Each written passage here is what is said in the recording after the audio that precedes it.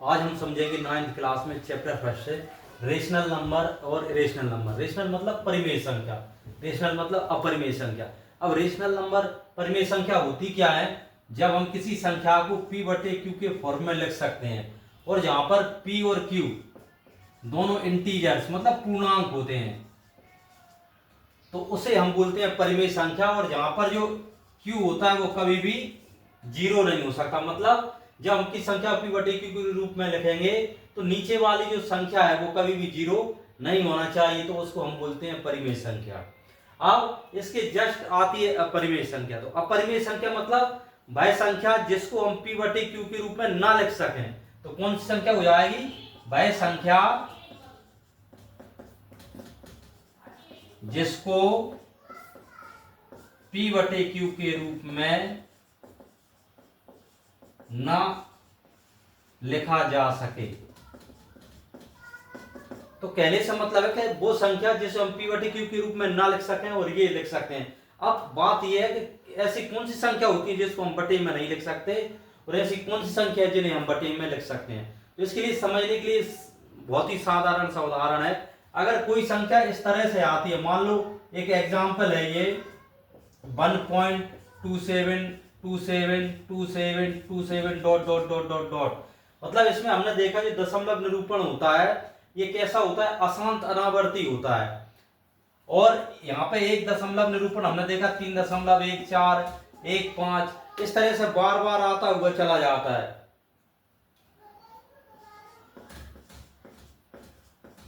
Dot dot dot dot dot इस तरह से चला जाएगा। तो इस संख्या को हम परिमेय संख्या में देखो किस तरह से कन्वर्ट कर सकते हैं।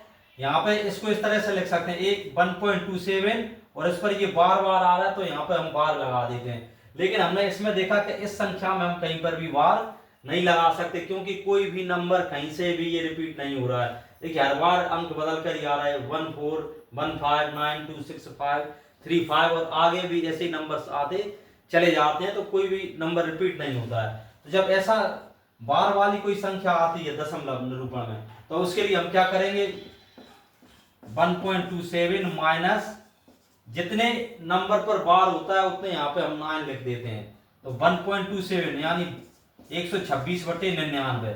तो देखिए इस तरह के जो दशमलव निरूपण होता है मतलब इसको बोलते हैं अशांत आवर्ती और ये होता है अशांत अनावर्ती। इसका दशमलव निरूपण क्या है? अशांत